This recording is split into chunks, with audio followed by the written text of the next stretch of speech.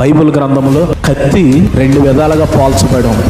ఒకటి పరిశుద్ధ బైబిల్ గ్రంథానికి సూచనగా పోల్చబడి ఉంది. రెండవది జారా స్త్రీకి సూచనగా పోల్చబడి ఉన్నది. ఈ రోజు నీ ఒక సైనికుడు ఏ కత్తి పట్టుకుంటావు? యేసుక్రీస్తు ప్రభువు వారు అన్నాడు, బరబ్బా కత్తిని పట్టుకున్నాడు, కత్తితోనే మరణిస్తాడు. సంసోను పట్టుకున్నటువంటి కత్తి ఏంటంటే జారా స్త్రీ అనేటువంటి కత్తి. ఆ జారా స్త్రీ అనేటువంటి కత్తి సంసోను యొక్క జీవితాన్ని పతనం చేసింది. ఈ రోజు ప్రతి మానవుని యొక్క జీవితము కూడా ఈ జారా స్త్రీ అనేటువంటి కత్తిని పట్టుకోవటాన్ని గనక చూసినట్లయితే సంసోను జీవితాన్ని పతనం చేసినట్లుగానే ఈ రోజు మనిషి యొక్క జీవితాన్ని కూడా పతనం చేయడానికి సిద్ధంగా ఉంది. ఈ రోజు ఒక క్రైస్తవుడు పట్టుకోవాల్సినటువంటి కత్తి ఏంటంటే జారా స్త్రీ అనేటువంటి రెండు అంచులు కలిగినటువంటి కత్తిని కాదు, దేవుని వాక్యమును ఆత్మ ఖడ్గం అనేటువంటి రెండు అంచులు కలిగినటువంటి కత్తిని పట్టుకోవాలి. ఒక భక్తుడిగా మారి వాళ్ళను ధరించుకోవాల్సినటువంటి కత్తి ఏంటంటే ఈ వాక్యమును ఆత్మ సంబంధమైనటువంటి కత్తిని పట్టుకోవాలి తప్ప జారా స్త్రీ అనేటువంటి కత్తిని కాదు.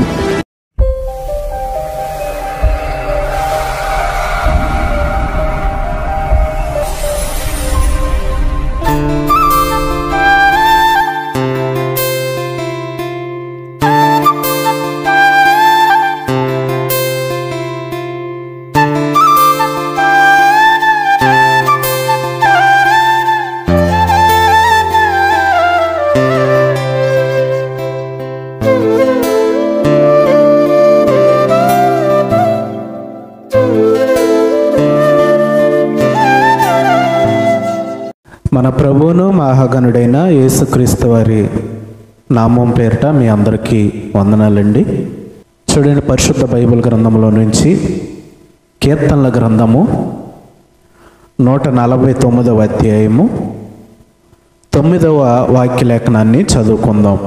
విధింపబడిన తీర్పు వారి మీద నడుపుటకును వారి చేతిలో రెండంచుల గల ఖడ్గం ఉన్నది.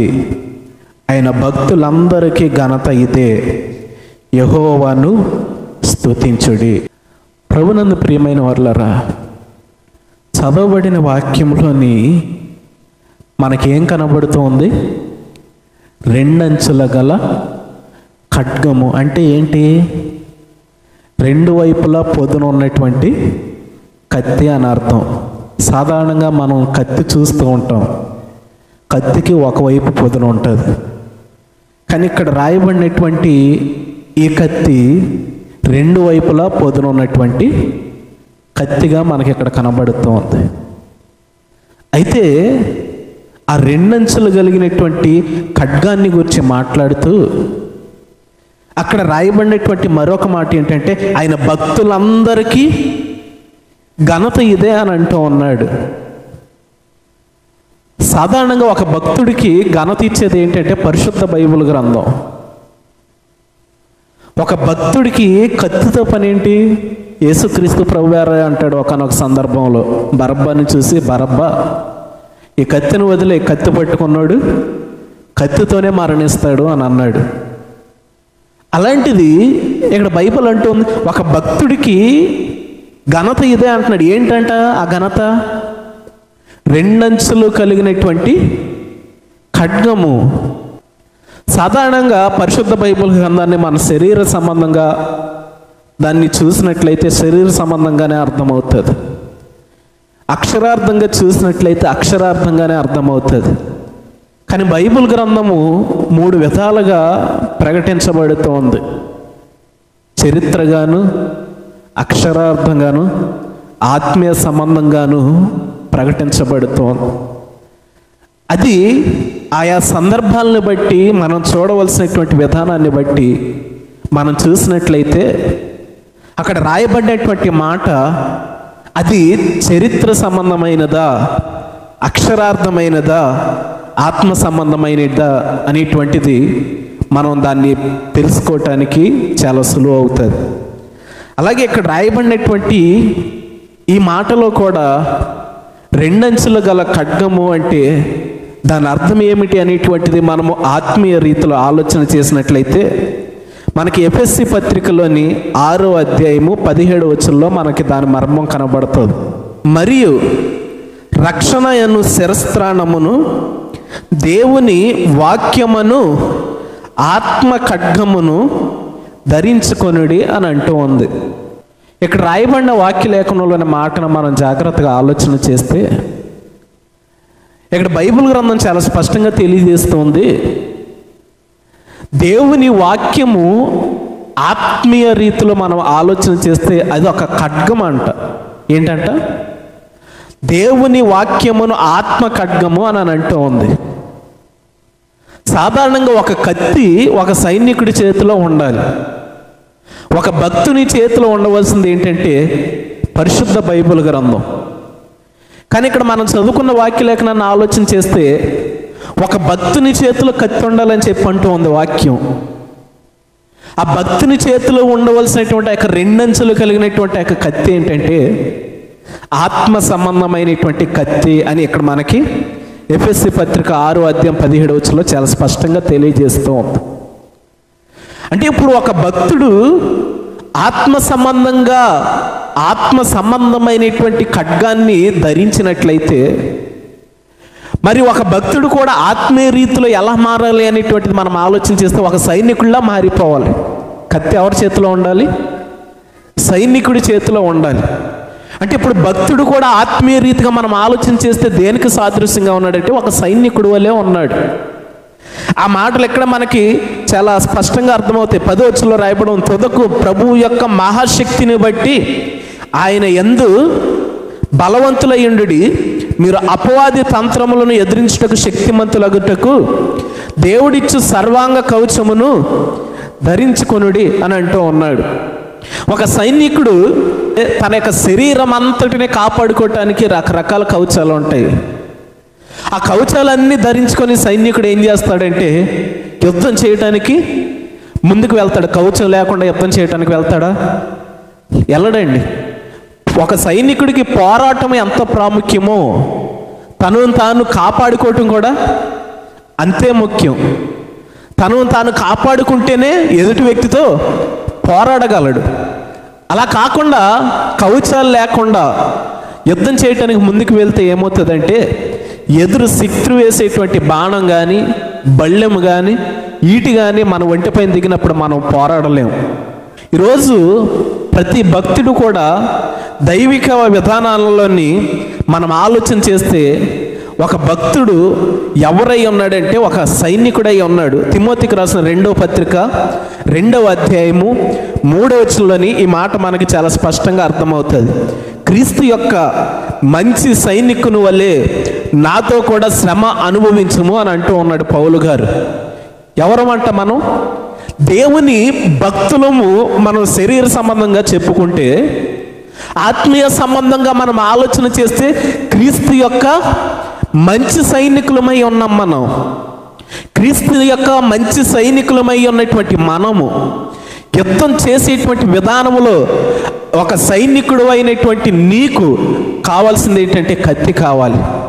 సర్వాంగ కవచాలలో నీకు కత్తి అనేటువంటిది చాలా ప్రాముఖ్యమైనది. ఎదురు శత్రువుతో పోరాడాలి అంటే ఆ కత్తి చాలా అవసరమైనటువంటిదని మనం గమనించాలి. ఇక్కడ అపోస్తలుడైనటువంటి పౌలు గారు తెలియజేస్తూ ఉన్నాడు, క్రీస్తు యొక్క మంచి సైనికుని వల్లే నాతో కూడా శ్రమ అనుభవించు తిమోతి అని అంటూ ఉన్నాడు.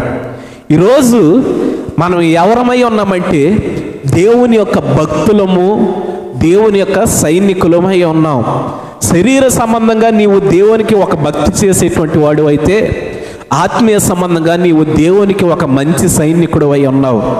శరీర సంబంధంగా నీ చేతిలో ఉండేటువంటిది పరిశుద్ధ బైబిల్ గ్రంథం అయితే, వాక్యం అయితే, అలాగనే ఆత్మ సంబంధంగా నీవు పట్టుకునేటువంటి యొక్క పరిశుద్ధ బైబిల్ గ్రంథం అనేటువంటి ఆ వాక్యము ఆత్మ సంబంధమైనటువంటి ఖడ్గమై ఉన్నది.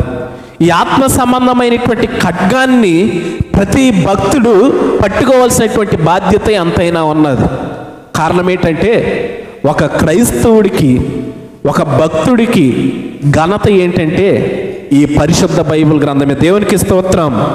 ఒక సైనికుడికి ఘనత ఏంటంటే కత్తే. కత్తి లేకుండా సైనికుడు మామూలుగా నిలబడితే ఎలా ఉంటుంది? మనం చాలా ఫోటోల్లో చూస్తూ ఉంటాం. సైనికుడు కత్తి పట్టుకుంటేనే చూడటానికి ఎలా ఉంటాడు? చాలా చక్కగా ఉంటాడు. ఒక సైనికుడు లక్షణాలు కత్తి పట్టుకున్నప్పుడే ఆ వ్యక్తులు మనకు కనబడతాయి. ఒక సైనికుడు కత్తి పట్టుకోకుండా యుద్ధంలోనికి వెళ్తే ఎదుటన్నోడు ఏమనుకుంటాడు? దావీదు ఉన్నాడండి, కత్తి పట్టుకోలా, ఈటి పట్టుకోలా, అలాగే కవచాలు ధరించుకోలా, యుద్ధం చేయడానికి వెళ్ళాడు. ఎవరి మీదకి? గొల్లియాతు మీదకి. గొల్లియాతుకి ఎలా కనబడ్డాడు దావీదు? యుద్ధం చేసేవాడు సామాన్యంగా కత్తి పట్టుకొని యుద్ధం చేయడానికి వెళ్తాడు, లేదా బాణాలు తీసుకుని యుద్ధం చేయడానికి వెళ్తాడు, బళ్ళాలు తీసుకుని యుద్ధం చేయడానికి వెళ్తాడు. ఇవేమీ తీసుకోకుండా యుద్ధం చేయడానికి దావీదు బయలుదేరి వెళ్తే గొల్లియాతు అంటూ ఉన్నాడు, కర్ర తీసుకొని నా మీదకి వచ్చేస్తున్నావే, నేను కుక్కనా ఏంటంట? కర్ర తీసుకొని నీవు నా మీదకి వచ్చేస్తున్నావు, నేను కుక్కనా అంటున్నాడు. అంటే కుక్కను కొట్టడానికి కర్ర సరిపోద్ది, శత్రువుని కొట్టడానికి కత్తి కావాలి. కత్తి పట్టుకోకుండా వెళ్ళి శత్రువు ముందు నిలవబడితే అది ఎలా ఉంటుందంటే మనకు ఘనతగా ఉండదు, ఘనహీనంగా ఉంటుంది.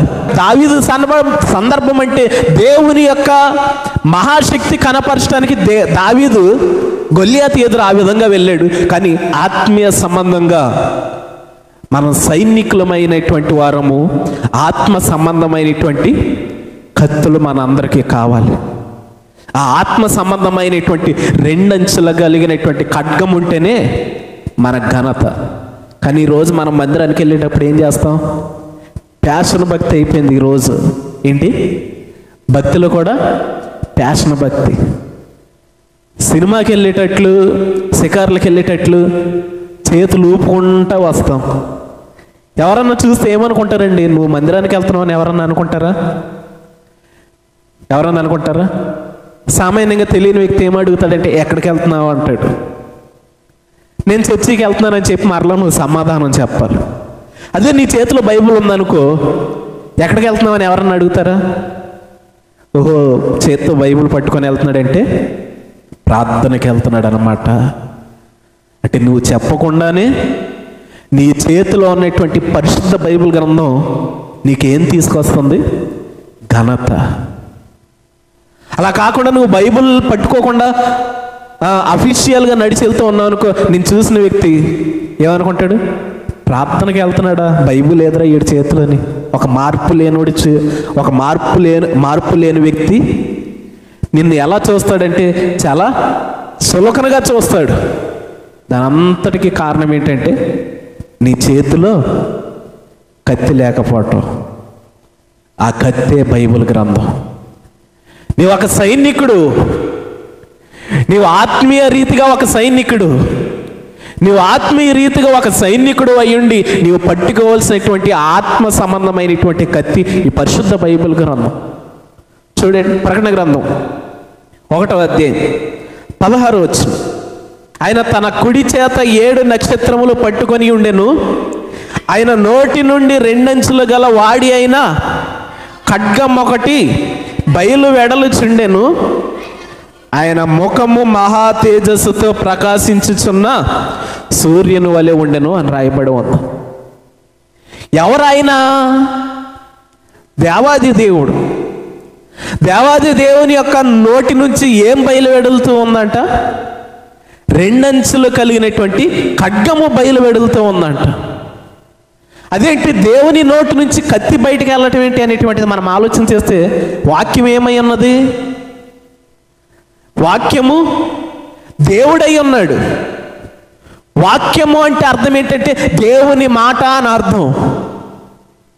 ఆ వాక్యమే దేవుడై ఉండెను, ఆ వాక్యమే కృపా సత్య సంపూర్ణుడిగా మన మధ్యకి వచ్చెను, ఆ వాక్యమే శరీరధారిగా మన మధ్య వచ్చెను అని అనేక సందర్భాల్లోని వాక్యాన్ని గురించి రాయబడుతూ ఉన్నటువంటి మాటను మనం జాగ్రత్తగా పరిశీలన చేస్తే ఆ వాక్యం ఏంటంటే దేవుని నోటి నుంచి వచ్చేటువంటి 2 అంచులు కలిగినటువంటి ఖడ్గం. యేసుక్రీస్తు ప్రభులు వారు అంటాడు సాతానుతో, మనుషుడు రొట్టె వలన కాదు కానీ దేవుని నోటి నుంచి వచ్చు ప్రతి మాట వలన జీవించును అని అంటూ ఉన్నాడు. ఆ దేవుని నోటి నుంచి వచ్చేటువంటి ఆ ప్రతి మాటే వాక్యమై ఉన్నది. దేవునికి స్తోత్రం. ఇక్కడ కనబడుచున్నటువంటి దేవుని నోటి నుంచి వచ్చేటువంటి ఆ యొక్క 2 అంచులు కలిగినటువంటి ఖడ్గం కూడా ఈరోజు మన చేతిలో ఉన్నటువంటి పరిశుద్ధ బైబిల్ గ్రంథమే. ఈ వాక్యమే దేవుని నోటి నుంచి బయలువెడులుతూ ఉంది. ప్రకటన గ్రంథం 19:15 మనం పరిశీలన చేస్తే దేవుని నోటి నుంచి బయలువెడిలేటువంటి ఒక రెండంచెలు కలిగినటువంటి ఖడ్గము మనిషి యొక్క జీవితంలో ఎలా పనిచేస్తుందో అక్కడ మనకు చాలా స్పష్టంగా రాయబడి ఉంది. వచ్చిన జనములను కొట్టుటకై ఆయన నోట నుండి వాడిగల ఖడ్గము బయలువెడలుచున్నది. ఆయన ఇనపదండముతో వారిని ఏలును. ఆయన సర్వాధికారియగు దేవుని తీక్షణమైన ఉగ్రతను మధ్యపుత్రుట్టి త్రొక్కెను. ఇక్కడ అంటూ ఉన్నాడు, దేవుని నోటి నుంచి వచ్చేటువంటి ఒక రెండంచెలు కలిగినటువంటి ఆ ఖడ్గము గనక మన చేతిలో లేకపోతే, ఆ ఖడ్గాన్ని మనం నిర్లక్ష్యం చేసేటువంటి వారిగా కనుక మనం ఉన్నట్లయితే అదే ఖడ్గము నిన్ను కొట్టుటకు దేవుడు ఉపయోగిస్తాడంట. ఈరోజు మనం అపవాది తంత్రాలను ఎదిరించడానికి మన చేతులు ఈ ఖడ్గాన్ని పట్టుకోకపోతే ఒకనొక సమయం వచ్చింది. ఆ సమయం ముందు ఇదే రెండంచెలు కలిగినటువంటి ఖడ్గంతో దేవుడు నిన్ను దండిస్తాడు. దేవుడు నిన్ను అనేక విధాలుగా కొట్టడానికి, చిత్రహింసలు చేయటానికి దేవుడు మరలా ఇదే ఖడ్గాన్ని ఉపయోగిస్తాడంట. రోజు నువ్వు భక్తి ప్యాషన్ అనుకొని ఈ ఖడ్గాన్ని నిర్లక్ష్యం చేస్తూ ఉన్నావా? ఈరోజు ఈ ఖడ్గాన్ని నీవు వాడే విధానంలో కాకుండా ఎలా పడితే అలా వాడుతూ ఉన్నావా? చదవండి ప్రకటన గ్రంథం 2:16. కావున మారు మనసు పొందుము, లేని ఎడల నేను నీ వద్దకు త్వరగా వచ్చి నా నోటు నుండి వచ్చి ఖడ్గము చేత వీరితో యుద్ధం చేస్తాను దేవుడు అంటూ ఉన్నాడు. నీవు మారు మనసు పొందాలి. నీవు మారు మనసు పొంది ఒక భక్తుడులా, ఒక మంచి సైనికుడిలా, ఆత్మ సంబంధమైనటువంటి సైనికుడిలా నువ్వు మారాలి. మారి ఈ కత్తిని పట్టుకోవాలి. మందిరానికి వస్తూ ఉంటాం, మారు మనసు ఉండదు. మందిరానికి వచ్చేటువంటి వారందరూ మారు మనసు ఉన్నవారంటే కాదండి. అఫీషియల్గా దేవుని మందిరానికి వచ్చి వెళ్తున్నావు అన్నావు, పరిశుద్ధ బైబిల్ గ్రంథం చేతులు లేకుండా అంటే నీలో ఎక్కడుందో మారు మనసు ఉందా? దేవుని మందిరానికి వచ్చి ముచ్చట్లాడుతూ ఉన్నావు అంటే నీలో ఎక్కడుందో మారు మనసు ఉందా? దేవుని మందిరానికి వచ్చి దిక్కులు చూస్తావు అంటే నీలో ఎక్కడుందో మారు మనసు ఉందా? లేదు. మారు మనసు అంటే ఏంటి? మన జీవితం మారాలి, కానీ మనం బైబిల్ పట్టుకొని దేవుని మందిరంలో కూర్చున్నంత మాత్రాన మనం మారు మనసు కలిగినటువంటి వారు కాదు. మన ఆలోచన మారాలి, మన నడవడిక మారాలి, మన ప్రవర్తన మారాలి. ఇవన్నీ మారినప్పుడే నీవు ఒక సైనికుల్లా తయారవుతావు. ఇవన్నీ మారినప్పుడే నీవు ఒక సైనికుడిగా ఆ ఆత్మ సంబంధమైనటువంటి కత్తిని నువ్వు పట్టుకోగలుగుతావు. పట్టుకున్న తర్వాత ఆ కత్తితో నువ్వు అపవాది తంత్రాలను ఎదిరించటకు శక్తిమంతుడు అవుతావు. ఆ కత్తిని గనక నీవు ధరించలేని వాడిగా ఉన్నావు అనుకో, దేవుడు అంటూ ఉన్నాడు ఇక్కడ, మారు మనసు పొందుము, లేని ఎడల నేను నీ వద్దకు త్వరగా వచ్చి నా నోటు నుండి వచ్చి ఖడ్గముతో యుద్ధం చేస్తాను అంటాడు. ఆ కత్తిని మన చేత్తో మనం పట్టుకోలేని పరిస్థితుల్లో దేవుని దగ్గర కనబడ్డామా? దేవుడే ఆ కత్తిని పట్టుకొని వచ్చి ఈరోజు మారు మనసు లేనటువంటి నీ జీవితంలో యుద్ధం చేయటానికి దేవుడు సిద్ధంగా ఉన్నాడు. ఈరోజు ఎలా ఉంటావు? నీకు ఘనత ఇచ్చేటువంటి ఆ కత్తిని చేత పట్టుకుంటావా? నీకు ఘనత ఇచ్చేటువంటి ఆ కత్తిని ఇంటి దగ్గర పెట్టి వస్తావా? అఫీషియల్గా నడుస్తావా? అఫీషియల్గా ఉంటావా? ఎలా ఉంటావు? పరిశుద్ధ బైబిల్ గ్రంథంలోనే మనం ఆలోచన చేస్తే హెబ్రీయులకు రాసిన పత్రిక 4:12 ఒకసారి చూసుకుందాం. చూడండి. ఎందుకనగా దేవుని వాక్యము సజీవమై బలము గలదై రెండంచులు గల ఎటువంటి ఖడ్గము కంటేను వాడిగా ఉండి ప్రాణాత్మలను, కేళ్లను, మూలుగలను విభజించునంత మట్టుకు దూరచ్చు, హృదయం యొక్క తలంపులను, ఆలోచనలను శోధించుచున్నది అని రాయబడి ఉంది. ఇప్పుడు చెప్పండి, దేవుని యొక్క వాక్యం ఏంటై ఉన్నదంట? సజీవమైనదై బలమైనదై అని అంటూ ఉంది. ఈరోజు సాధారణంగా మనం వాడేటువంటి కత్తులకి ఊపిరి ఉండదు, ఉంటుందా? అవి సజీవంగా ఉంటాయా? ఉండవు. ఆ కత్తులు మనం ఎలా వాడితే అలా వాడబడతాయి. కానీ దేవుని వాక్యం అనేటువంటి ఈ కత్తి, దానికి ఒక ప్రాణం ఉంది, దానికంటూ ఒక బలం ఉంది. నీ బలాన్ని ఉపయోగించి యుద్ధం చేసేటువంటి కత్తి కాదు అది. ఆ కత్తి కంటూ ఒక బలం ఉంది, ఆ కత్తి కంటూ ఒక ప్రాణం ఉంది. కారణం ఏంటంటే ఆ కత్తి దేవుని నోటి నుంచి వచ్చినటువంటి కత్తి కాబట్టి.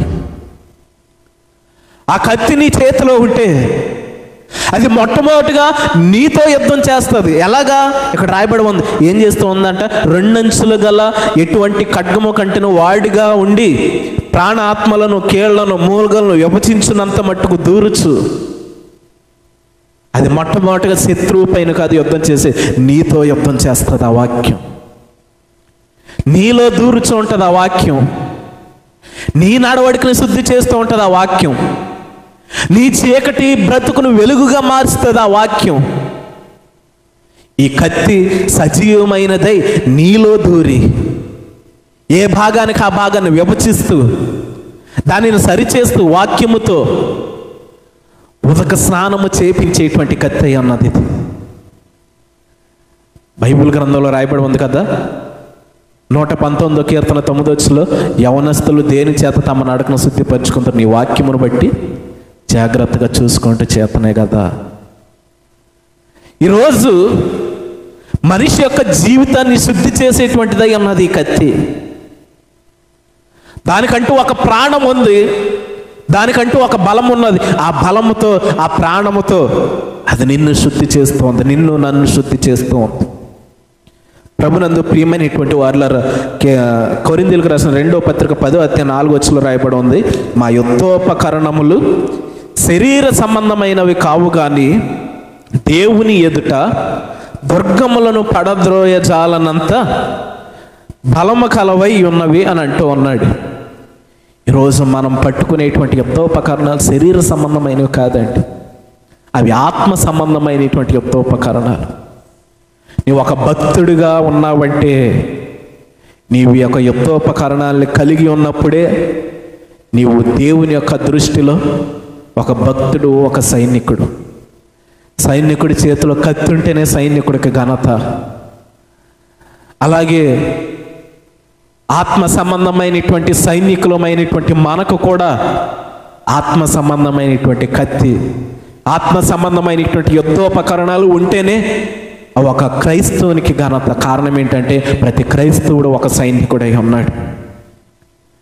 ఒక సైనికుడై ఉన్నటువంటి క్రైస్తవుని చేతులు గనక ఈ ఆత్మ సంబంధమైనటువంటి యుద్ధోపకరణాలు గనక లేకపోతే అది క్రైస్తవుడికి ఎంత మాత్రమును ఘనత కాదు.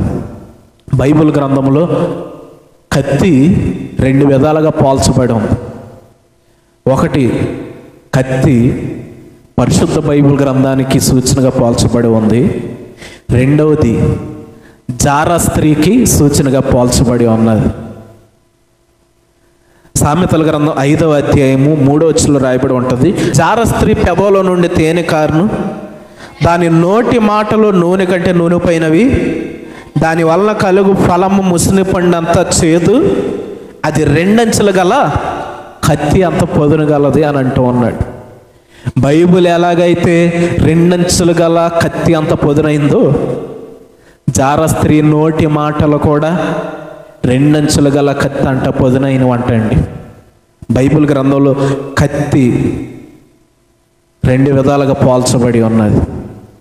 ఒకటి పరిశుద్ధ బైబిల్ గ్రంథంగాను, 2 జార స్త్రీ నోటి మాటలుగాను పోల్చబడి ఉంది. అయితే ఈరోజు నీ ఒక సైనికుడు ఏ కత్తి పట్టుకుంటావు? ఆత్మ సంబంధమైనటువంటి పరిశుద్ధ బైబిల్ గ్రంథం అనేటువంటి ఆత్మ ఖడ్గాన్ని పట్టుకుంటావా? జార స్త్రీ అనేటువంటి కత్తిని పట్టుకుంటావా? యేసుక్రీస్తు ప్రభువు వారు అన్నాడు, బరబ్బా కత్తిని పట్టుకున్నాడు, కత్తితోనే మరణిస్తాడు. సంసోను పట్టుకున్నటువంటి కత్తి ఇదే. సంసోను పట్టుకున్నటువంటి కత్తి ఏంటంటే జార స్త్రీ అనేటువంటి కత్తి. ఆ జార స్త్రీ అనేటువంటి కత్తి సంసోను యొక్క జీవితాన్ని పతనం చేసింది.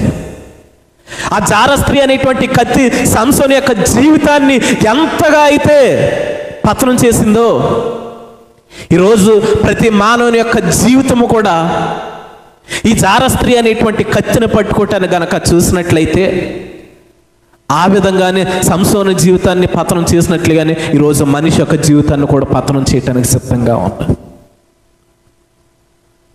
ఈరోజు ఒక క్రైస్తవుడు పట్టుకోవాల్సినటువంటి కత్తి ఏంటంటే జారస్త్రీ అనేటువంటి 2 అంచులు కలిగినటువంటి కత్తిని కాదు, దేవుని వాక్యమును ఆత్మ ఖడ్గం అనేటువంటి 2 అంచులు కలిగినటువంటి కత్తిని పట్టుకోవాలి. కీర్తన గ్రంథం 45:3 అదే రాయబడి ఉంది. సూర్యుడా, నీ కత్తి మొలను కట్టుకొనుము, నీ తేజస్సును నీ ప్రభావమును ధరించుకొనుము అని అంటూ ఉన్నాడు. రోజు ప్రతి క్రైస్తవుడు ఒక సైనికుడిగా మారి, ఒక భక్తుడిగా మారి మొలను ధరించుకోవాల్సినటువంటి కత్తి ఏంటంటే ఈ ఆత్మ సంబంధమైనటువంటి వాక్యమును, ఆత్మ సంబంధమైనటువంటి కత్తిని పట్టుకోవాలే తప్ప జారస్త్రీ అనేటువంటి కత్తిని కాదు.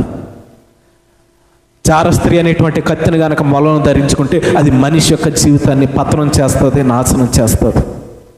అయితే ప్రభునందు ప్రియమైనటువంటి వారులారా, కత్తిని వాడే విధానం కూడా ప్రతి క్రైస్తవుడు తెలుసుకోవాలండి.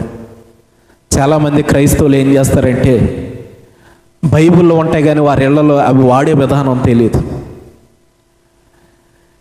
ఒక కత్తిని ఎంత జాగ్రత్తగా మనం వాడతామో బైబిల్ కూడా అంతే జాగ్రత్తగా వాడాలండి.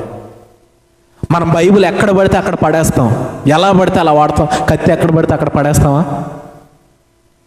కారణం ఏంటి? గబాలు నా కత్తి మీద కాలేస్తే తెగిద్దేమో అని చెప్పి దాన్ని భద్రంగా ఒక చోట పెడతాం. గబాలను పిల్లలు పట్టుకుంటే తెగిద్దేమో అని దాన్ని భద్రంగా ఒక చోట పెడతాం. బైబిల్ కత్తి తెగిద్దని భయపడేటువంటి వారమైన మనం బైబిల్ తెగిద్దని ఏ రోజన్నా భయపడ్డామా? భయపడితే తల్ల కింద ఎందుకు పెట్టుకుంటాం? ఏమ్మా, బైబిల్లో తల్ల కింద పెట్టుకునేవాళ్ళు లేరా? బైబిల్ తల కింద పెట్టుకునేవాళ్ళు ఉన్నారు. బైబిల్ ఒక కత్తి అయి ఉన్నది కదా, అది తెగిద్దని ఏ రోజు నువ్వు అనుకోలేదా? ఏంటి పిచ్చితనంగా మాట్లాడుతున్నారు? బైబిల్ కత్తి ఏంటి, అది తెగటం ఏంటని మీరు అనుకోవచ్చు. బైబిల్ తల కింద పెట్టుకోకూడదండి. ఒక ఉదాహరణ చెబుతాను నేను.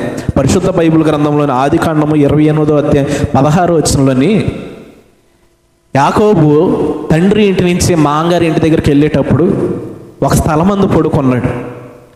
పడుకుంటే ఆయన పడుకున్నటువంటి ఆ స్థలంలో ఆయనకు తలగడగా ఒక రాయిని పెట్టుకున్నాడు. పెట్టుకొని నిద్రపోతూ ఉంటే ఆ స్థలంలో ఒక కల వచ్చింది యాకోబుకి. మంచి కల వచ్చింది. ఆ కళను చూసినటువంటి యాకోబు భయపడ్డాడు. కారణం ఏంటంటే ఇది సాధారణమైనటువంటి స్థలం కాదు, ఇది దేవుని ఇల్లు అయి ఉన్నది. ఈ స్థలమందు దేవుడు ఉన్నాడు.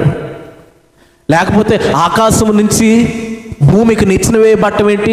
దేవుని యొక్క దోతలు పైకి కిందకి ఎక్కుచు దిగుచున్నటువంటి దేవుడు ఆ నిచ్చెనకు పైన ఆసీనుడై ఉండటం ఏంటి? సింహాసన ఆసీనుడై ఉండటం ఏంటి అని చెప్పి ఆ దర్శనాన్ని చూసి దర్శనానికే భయపడలా యాకోబు, ఆయన ఉన్నటువంటి స్థలానికి కూడా భయపడ్డాడు.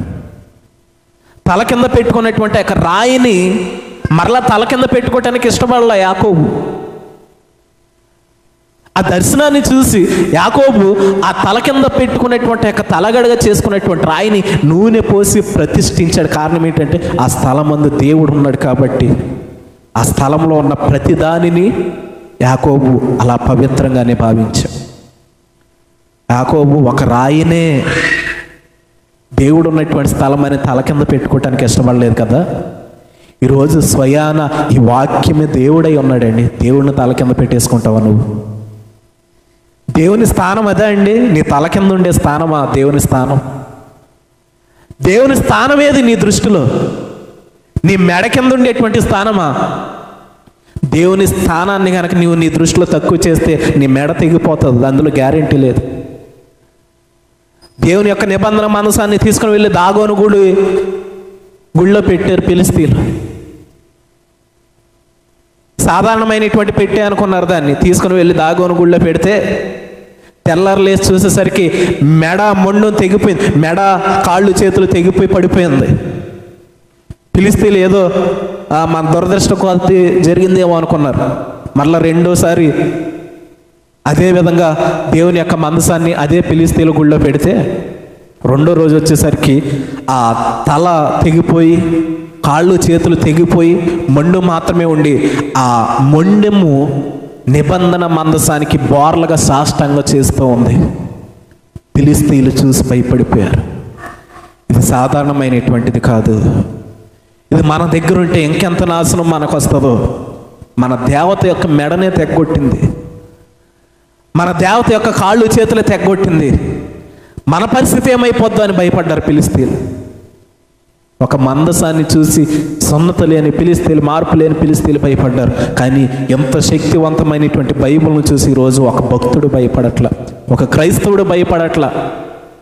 ఎక్కడ పడితే అక్కడ పారేయటం, పిల్లల చేతులకి ఇవ్వటం, వాళ్ళు ఆడుకోవటం. నీ పిల్లల చేతికి కత్తిలిస్తావా? ఏమ్మా కత్తిస్తావా నీ పిల్ల చేతికి? ఎందుకని? ఆ కత్తితో ఎక్కడ మెడ తెగ్గొట్టుకుంటుందో, ఏం తెగ్గొట్టుకుంటుందని. కానీ పిల్లల చేతికి బైబిల్ మాత్రం చాలా ఈజీగా ఇచ్చేస్తాం. మరి ఆ బైబిల్ని పిల్లలు ఎలా పడితే అలా వాడితే ఆ బైబిల్ యొక్క ప్రభావం పిల్లల పైన ఎంతగా చూపించిందని ఇటువంటిది ఏ రోజన్నా ఆలోచన చేసావా? ఇదేమైనా ఒక పుస్తకం అనుకుంటున్నావా? ఒక ఆట బొమ్మ అనుకుంటున్నావా? ఇది ఒక పరిశుద్ధమైనటువంటి బైబిల్ గ్రంథం. ఇది ఒక ఆత్మ సంబంధమైనటువంటి ఖడ్గం. ఇది వాడే విధానం చాలా జాగ్రత్తగా ఉండాలండి క్రైస్తవుడికి. తలల కింద బైబిల్ పెట్టుకుంటాం. తల కింద బైబిల్ ఎందుకు? కత్తి పెట్టుకొని పడుకోండి. ఈసారి నుంచి పడుకుంటారా? కత్తి పెట్టుకొని పడుకోండి. కత్తి పెట్టుకొని పడుకోవటానికి నువ్వు నిరాకరించావంటే బైబిల్ని పెట్టుకోవటానికి మరి ఎలాగా సాహసం చేస్తూ ఉన్నావు? జాగ్రత్తగా గమనించండి ప్రభునందు ప్రియమైనటువంటి వారు. ఇది కేవలం ఒక పుస్తకం కాదు, ఇది రెండంచులు కలిగినటువంటి ఖడ్గమై ఉన్నది. ఇది పరిశుద్ధ బైబిల్ గ్రంథమై ఉన్నది. ఈ పరిశుద్ధమైనటువంటి బైబిల్ గ్రంథాన్ని అపవిత్రమైనటువంటి స్థలాల్లో ఉంచుతూ ఉంటాం. మనం ఉండేటువంటి మంచాలు ఎలా ఉంటాయో తెలియదు, అదే మంచాల మీద ఇదే బైబిల్ గ్రంథాన్ని పెడతాం. నేను తల కింద పెట్టుకోవట్లేదండి, తల పక్కన పెట్టుకున్నాను మంచం మీద అంటాం. ఎలా ఉంది ఆ మంచం? ఎలా ఉంది ఆ స్థలం? అసలు ఆలోచన ఉందా? ఈ పరిశుద్ధ బైబిల్ గ్రంథాన్ని కనుక మనం వినియోగించే విధానములు వినియోగించకపోతే అక్కడ దేవుడు అంటూ ఉన్నాడు, నా నోటి నుంచి రెండంచులు కలిగినటువంటి ఖడ్గము బయలు వెడలుచున్నది. ఇది నీ చేతిలో ఉండవలసినటువంటి ఖడ్గం. ఇది నీ చేతిలో ఉంటే ఘనత నీ మంచం మీద కాదు, నీ ఇంటిలో కాదు. చాలామంది భక్తులు ఏం చేస్తారంటే ఇళ్ళలో మంచం మీద పెట్టుకుంటారు, ఇళ్ళలో దిండ్ల కింద పెట్టుకుంటారు, అన్ని చోట్ల పెట్టుకుంటారు. కానీ పరిశుద్ధ బైబిల్ గ్రంథాన్ని చేత్తో పట్టుకొని మందిరానికి రావడానికి ఇష్టపడరు. ఈ ఆత్మ సంబంధమైనటువంటి ఖడ్గమై ఉన్నటువంటి బైబిల్ నీ ఇంటిలో, నీ మంచం కిందో, నీ తల కిందో ఉంటే ఘనత కాదు, నీ చేతిలో ఉంటే ఘనత.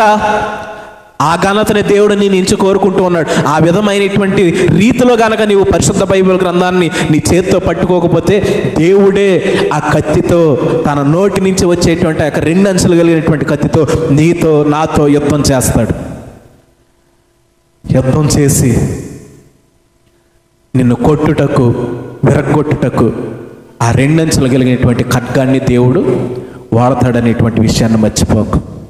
కాబట్టి ప్రభునందు ప్రియమైనటువంటి వారులారా, ఈరోజు మన జీవితాల్లోని ఈ పరిశుద్ధ బైబిల్ గ్రంథం అనేటువంటిది మనకు ఘనత ఇచ్చేటువంటి స్థానంలో మనం ఉంచాలి. ఘనతనిచ్చే విధంగా మనం చూడాలి.